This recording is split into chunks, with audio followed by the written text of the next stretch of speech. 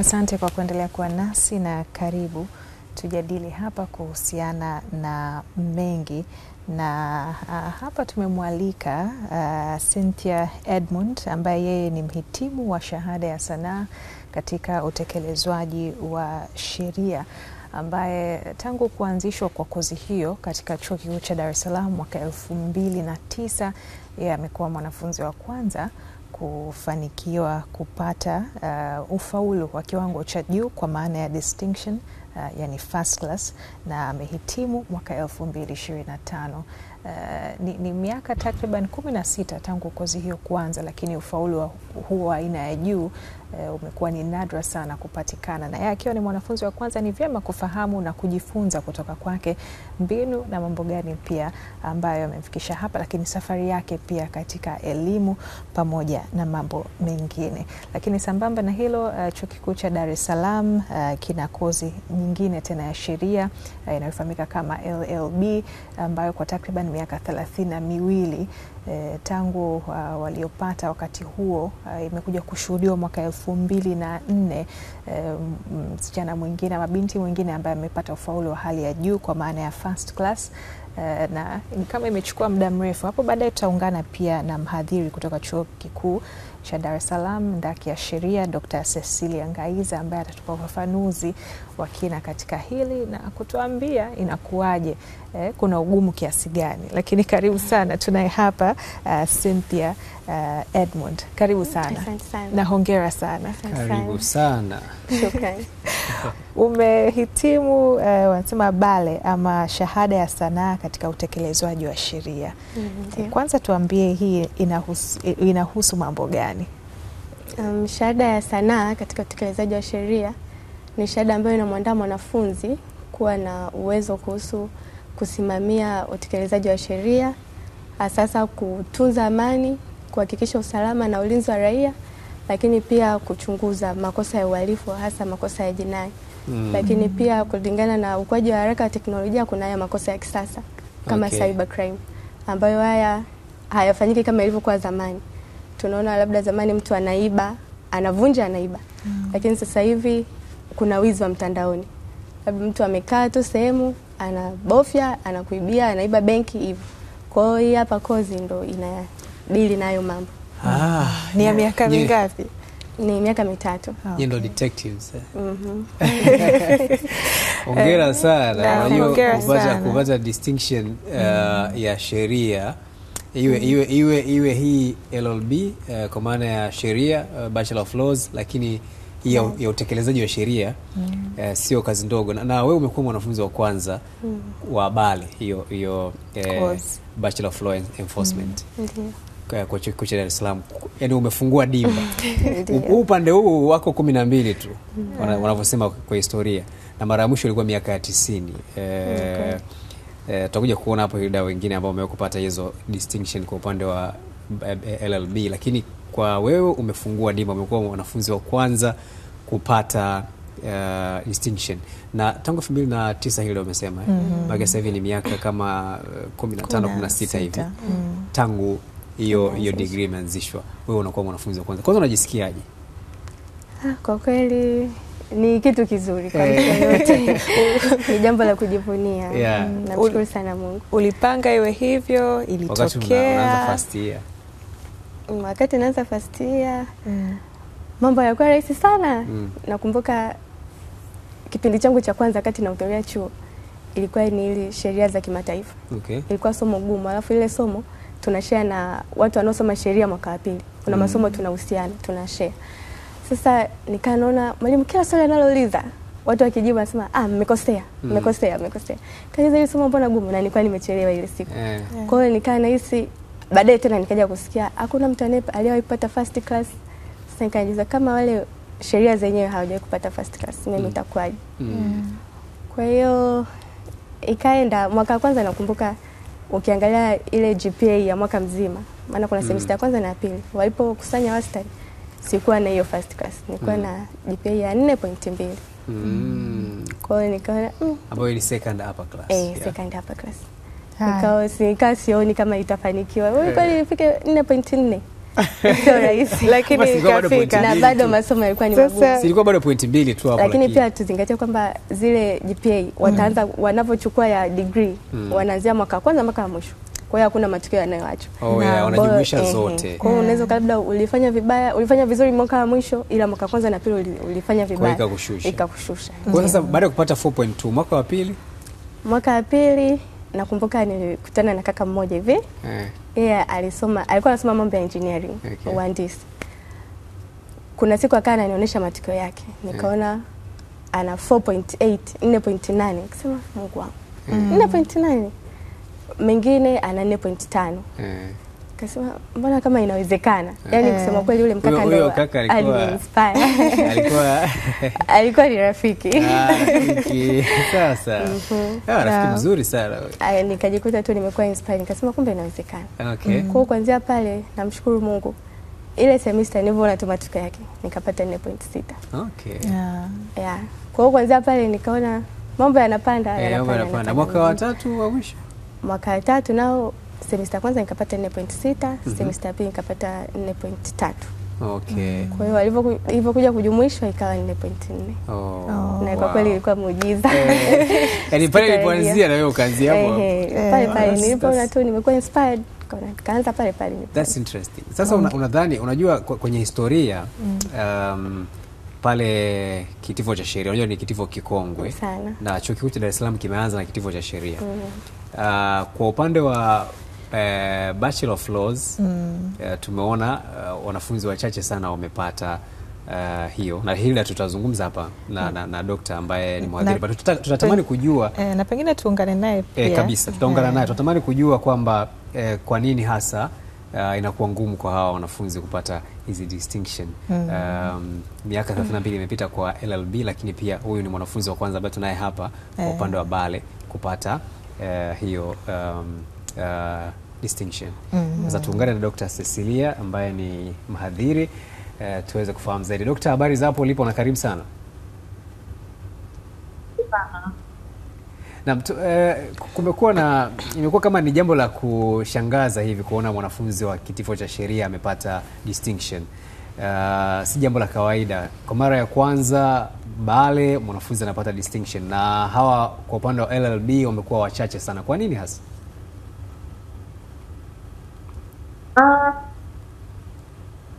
Kwanza nianza kupata daraja la kwanza katika shule kuu ya sheria Chuo Kikuu cha Dar es Salaam.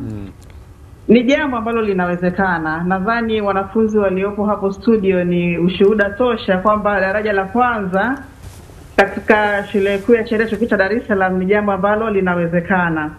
Na kumekuwa kuna dhana kwamba labda wahadhiri kwa neno la mtaani unaweza kusema wanawabania wanafunzi kupata daraja la kwanza, lakini hiyo sio kweli. Ni vigezo tu ambavyo tumejiwekea na wapo ambavyo wanavifikia. Mary Isaac ni mwanafunzi aliyehitimu degree yake ya sheria kutoka katika shule yetu ya sheria Chuo Kikuu cha Dar es Salaam. Ni mwanafunzi wa 14 kuanzia shule kuu ya sheria ilipoanzishwa mwaka 1961, na kwa sababu ni mwanafunzi wa 14 inamaanisha kwamba jambo hili linawezekana na vigezo ni vile vile havijabadilika.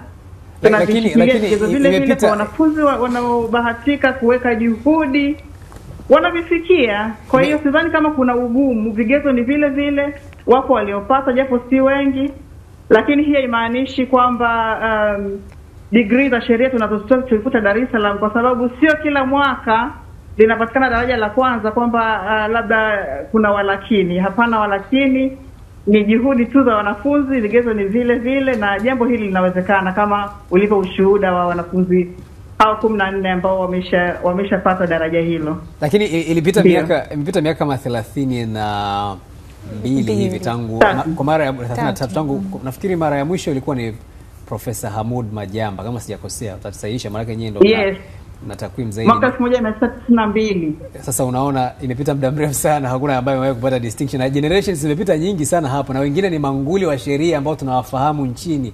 Tunajua wamesoma katika miaka ambayo ni baada ya Profesa Majamba, lakini hakuna ambaye amepata distinction. Ila huku mtaani tunawaona una practice sheria, ni manguli wako vizuri. Na kwa kauli hiyo ya kwamba mnawabania, nataka niulize hapo kwamba labda ni standard zipi ambazo nyewe mmeziweka kiasi kwamba hawa wanafunzi miaka yote hii imekuwa ngumu wao kufikia hivyo viwango? Standard ni hizi za kawaida za chuo, kwamba kuna marks ambazo mwanafunzi anatakiwa apate kwenye coursework na mitihani yake ya chuo. Kwa hiyo kama mwanafunzi hajafikia marks hizo, hakuna namna tunaweza kubadilisha matokeo yakaja kuwa first class. Kwa vigezo ni hivi ambavyo ni cross cutting, vina apply kwenye units zote za chuo. Okay. Na kwa upande wetu mwanafunzi anakuwa tu hajafikia vigezo hivyo. Kwa hiyo sidhani kama kuna jambo la pekee zaidi linalosababisha watu kutopata first class zaidi ya uwezo wao wa kufikia viwango hivyo. Lakini kuna namna kwa degree ya sheria chuo kikuu cha Dar es Salaam ni tofauti na vyuo vingine. Nyie kwanza mmeweka miaka 4 ya kusoma, ukijumlisha na ule mmoja wa kwenda law school kama mnataka kuwa wakili, manake mtu itamchukua miaka 5. Tofauti na vyuo vingine wanasoma degree ya sheria kwa miaka 3. Hilo la kwanza. Kila la pili ndio hili kwamba inaonekana kuna ugumu fulani hivi, yani lazima uwe umejizatiti kweli kweli. Unalosema ni kweli ndugu mtangazaji. Kupata daraja la kwanza katika shule kuu ya sheria chuo kikuu cha Dar es Salaam inatakiwa kweli uwe umejizatiti. Kwa mwanafunzi kama Mary Isaac, ni mwanafunzi ambaye nimemfahamu tangu akiwa mwanafunzi.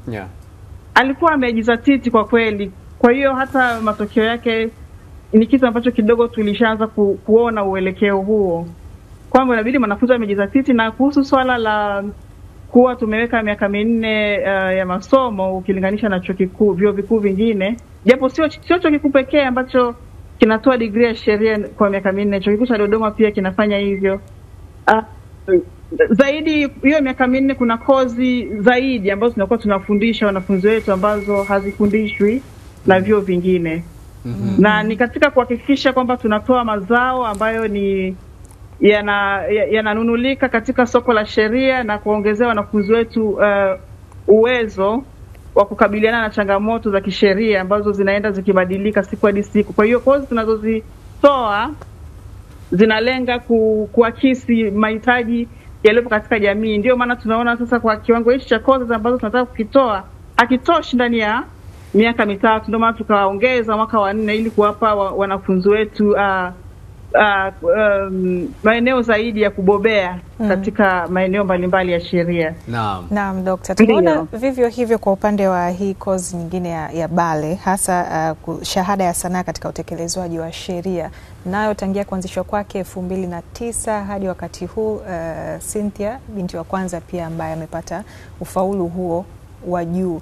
Ni kama changamoto ama hali hiyo pia inaendana hasa katika masuala haya ya sheria?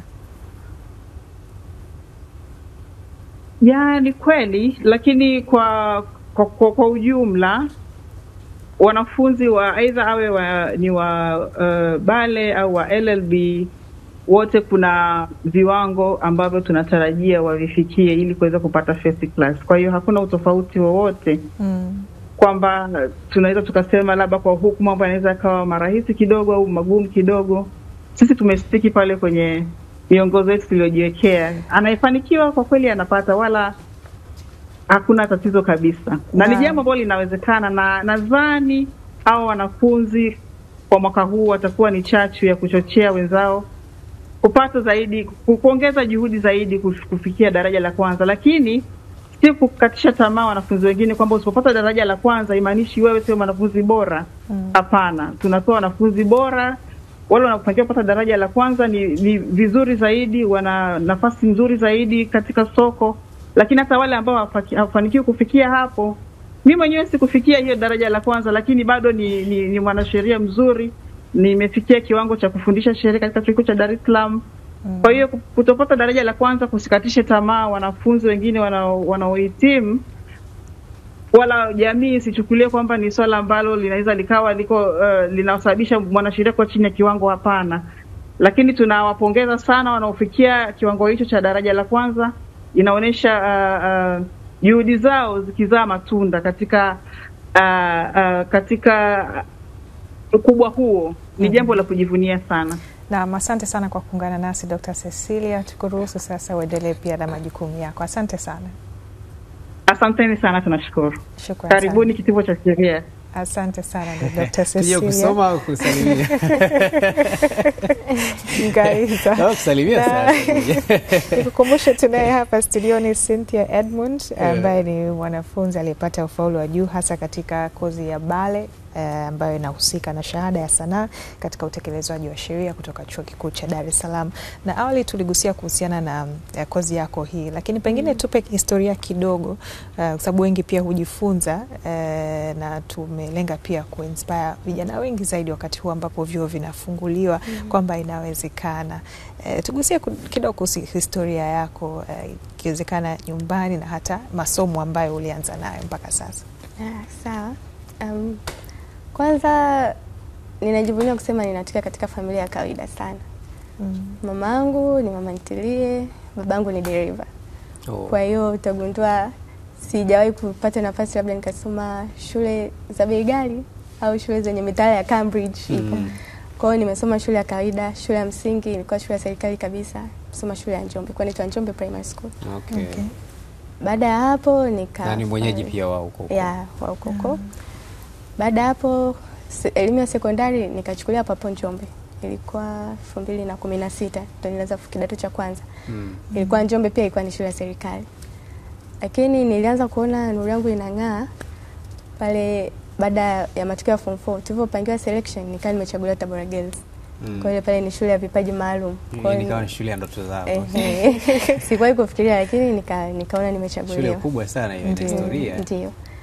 Kwa hiyo kuanzia pale akili yangu tu ikawa imeshaji kwamba nipo kwenye shule bora nataka kufanya bora. Kwa hiyo hata nikiona matokeo labda mtu anaonya ya 12, sio kwa ubaya lakini labda mtu wa Tabora Girls anaonya 12, alafu kuna mtu amesoma hizo shule nyingine za kawaida labda anaonya 7. Kanaona kwa nini? Tayari upo kwenye shule kidato cha 5 na 6 12 ni tu. 12 tu. Kwa kule wani ni ya 3 mpaka ya 9. Kwa hiyo unashangaa wale kule ampata wani ya 4. Wewe upo huko ndani umpata ni ya 7. Kwa hiyo mimi nikaa nimejiweka akili yangu kwamba nataka kufanya bora kwa sababu nipo sehemu bora zaidi. Na nikaa naamini kwa kuwa niko hapa maisha yangu yatabaki vile vile. Tofauti na hizo shule nyingine wanasema wewe wanapendelea shule kubwa tusome tu ili mali tu usifeli. Kwa hiyo akili yangu ikaa imeshafunguka. Kwa hiyo pale ndo nilipomaliza elimu yangu ya form 6 ndo nikaenda Chuo Kikuu cha Dar es Salaam. Nilipata ni ya 5. Okay. Kwa hiyo ninachoweza kusema hatutaki kuishi kwa historia. Nakumbuka kuna kozi moja tulipokuwa mwaka wa kwanza. Kama nilivyosema ilikuwa ndo mwaka wa kwanza, semester ya kwanza tunasoma na watu ambao ni wa mwaka wa pili sheria. Kwa hiyo kidogo alikuwa shanza washajua vitu, afu kuna sisi ndo tunaanza kabisa hatujui chochote. Nikaona hii sheria ni ngumu. Kwa hiyo nikaa nasikia watu wanasema hii kozi ni ngumu. Wengine walikuwa wanapata kozi ya 3. Maana kabla hujaingia kwenye mtihani ule wa UI wa mwisho ni lazima utafute ya course hapa katikati max 40. Sasa wengine walipata 3 ya 40, wengine walipata 4. Kwa anaenda kuitafuta 60 sasa hapo. Ana 3 anatafuta 60. Ili mradi 40 ndo C. Ndo C. Kwa maana kwenye 60 unatakiwa kama una 3 sasa kwenye 60 upate 57. Na kwa kawaida kama una 3 huwezi ukafanya mtihani wa UI. Ni lazima ufikisha 16 na kuendelea. Kwa hiyo nikaa unaona watu kabisa wana mtazamo kuhusu uliopita, unawashape kujua nini kitatokea mbele. Lakini mimi nilichojifunza kwa safari yangu yote ya miaka 3 ni kwamba hatutaki kuishi kwa historia. Kila mtu amepewa nafasi ya kutengeneza historia yake. Kama wao walifeli ni wao, haimaanishi ndio wote tutafeli kabisa. Au labda nasema ukimaliza chuo hakuna ajira, hakuna nini. Wewe ni kweli hakuna ajira, lakini kama hawao hawakupata haimaanishi wote ndio tumeandika tutakosa. Kwa na mimi sikutaka kuishi hivyo kwa historia. Uligusia hapo wazazi na wazazi wamekuwa na mchango mkubwa sana katika elimu za wengi. Kwako kipekee kabisa tutambue mchango pia hasa katika kukusaidia kwa namna moja ama nyingine. Shukrani za kipekee kwa kuwa nimepata hii platform kubwa. Niwataje tu kwa majina, Mr. Edmund Alimba na Rose John. Wamekuwa ni watu wa pekee sana kwenye maisha. Hapo mshua nabii mkubwa hapo. Ndio. Na mimi ni mtoto wao wa kwanza. Kwa hiyo ni vile ambavyo wanapambana kwa ajili yangu nikajiona nina deni kubwa kwao. Kwa sasa wako wapi? Sasa hivi mama ipo Njombe na baba ipo Iringa. Okay. Mamangu ni mama ntilie kama nilivyosema kwa. Kwa hiyo naye pia ametufundisha kwamba. Na wadogo zako wangapi? Nao 6. Kwa wewe wa 7 maana yake. Jumla mko 7. Tuko 7. Na wewe dada mkubwa onyesha. Kwa hiyo wamenipambania sana. Kusema ukweli hakuna wakati sikufanya mtihani wangu wa chuo kwa sababu sina ada, haijai kutokea. Labda nimeshindwa, nimekosa hela chakula, maana wengine labda wanaamua kufanya njia nyingine. Akajiuze, akafanye, akakudanga hivyo. Ili mradi apate hela kwa ajili ya matumizi ya chuo. Lakini mimi kwangu haijawahi kuwa hivyo. Nashukuru sana wazazi. Walifanya nafasi yao kwa kweli. Kwa hiyo ukiona mtu anakupambania halali, hachoki, utakachomomba anakupa. Kwa kweli unatakiwa kakadi utakavyoweza ujitahidi umshangaze huyo mtu. Baada ya kugraduate na distinction, umeweka historia kimsingi. Unajua kitivo cha sheria kinatoa shahada za aina mbili, si ndio? LLB pamoja na BALE. Manake BALE wewe ni mwanafunzi wa kwanza. Kwa LLB kuna wanafunzi wengine 13 ambao wametangulia, na wengine ni watu maarufu wanajulikana kama kina Dr. Masumbuko Lamwai, Dr. Sharoz Migiro, Eric Ngimario, Profesa Palamagamba Kabudi. Huyo ndo alipata kubwa kuliko wote. Na kwa mara ya mwisho ilikuwa ni Profesa Hamud Majamba mwanzoni mwa miaka ya 90. Kwa hiyo tangu wakati huo hatujawahi kuona distinction, sio kwa LLB hata kwa BALE ambayo imekuja kuanzishwa baadaye. Kwa hiyo sasa wewe tukikujumuisha na hawa tukisema sasa tujumuishe wote ambao wako kwenye kitivo cha sheria, maana yake mnakuwa 15. Umetueleza jinsi unavyojisikia na furaha yako.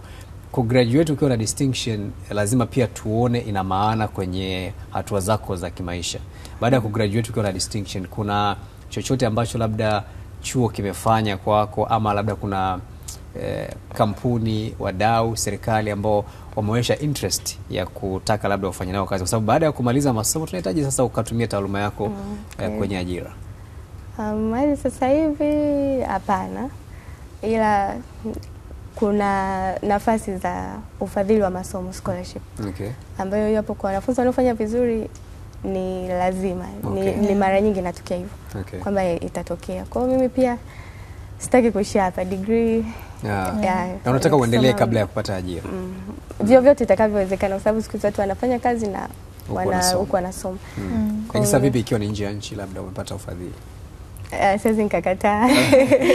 Ndio. Na mipango yako ya baadaye ni ipi? Chochote, Biblia inasema usifanye tu kwa ajili yako. Chochote unachofanya usijifikirie wewe tu. Ni lazima uwafikirie wengine. Kwa hiyo mimi natamani sana kuwa inspire hasa wanafunzi wa BALE. Kwa uzoefu wangu unaona ni watu ambao wanahisi hii kozi haijulikani, hakuna anayejua, haina ajira, na hata ukiangalia admission yake wanafunzi wanaodailiwa kwa kila mwaka hawazidi 50. Kwa na ndio uwezo wa chuo 50. Lakini pia utagundua ni wachache sana ambao wanajiunga na kozi, na kwa wengi haifahamiki. Kwa hiyo mimi natamani kwa hiki sasa nilichokipata nitafanya vile inavyowezekana, walau kuongeza uelewa kwa wote wanaonizunguka. Maana BALE wengine wanahisi tu ni kwa ajili ya mapolisi tu, lakini ni kozi kubwa, ipo kwenye uwanda mkubwa. Kuna watu wanafanya kwenye mabenki, kuna watu wanafanya uhamiaji, na huko mahakamani kwa uchache, lakini japo sio mahakimu hivi. Kwa hiyo natamani watu wajue, na hata wale wanafunzi wanaosoma wajue kwamba wapo kwenye nafasi nzuri, walipo hawajakosea. Wana uwezo wa kufanya kitu kizuri. Masuala ya upelelezi. Asante sana. Tunaamini utatusaidia mambo ya upelelezi umechelewa na yeye pia yaishe kidogo. Ni ndio watu ambao tunawategemea. Tunakushukuru sana. Lakini Hilda, kidogo tunatamani kujua maisha yake ya kijamii. Unajua mtu kama huyu ambaye amepata distinction. Labda mtu anaweza kafikiria labda ni mtu ambaye alikuwa yeye ratiba yake ni kusoma na kusoma. Yaani kuna vitu vya kijamii ulikuwa unavifanya chuoni labda, yani ile social life, kushiriki kwenye mchezo, kutoka, kuwa na mahusiano pia kimapenzi. Sasa zito kwa kweli. Tazama tujifunze na upande wa pili. Kwa kweli. Na kwa kweli mimi sio robot. Maisha ya kawaida lazima yaendelee, na kwa kweli sasa kusema eti ni kwa jioni kisomo sana. Japo kwa kweli hauwezi ukafaulu kama hujasoma. Sijui kwa majinius, lakini kwangu mimi kwa kama sijasoma najua sitatoboa. Kwa hiyo nilikuwa nasoma. Safari za kutoka zilikuwa nyingi tu na marafiki. Jamani twendeni Kariakoo, twendeni. Jamani twendeni Mwenge, twendeni. Jamani kuna birthday, twende. Hivyo. Kwa hiyo hauwezi ukasema unasoma tu. Mwisho wa siku unasoma kwa ajili ya jamii, huwezi kuitenga jamii. Na mahusiano pia hayawezi kukosekana. Asante sana. Sio engineer kwa hiyo. Hapana. Sasa tuishie hapo. Huko kwingine utakujua. Mbali sana. Naomba nimlinde Cynthia. Basi sasa ina shida. Tunakamilisha hivyo.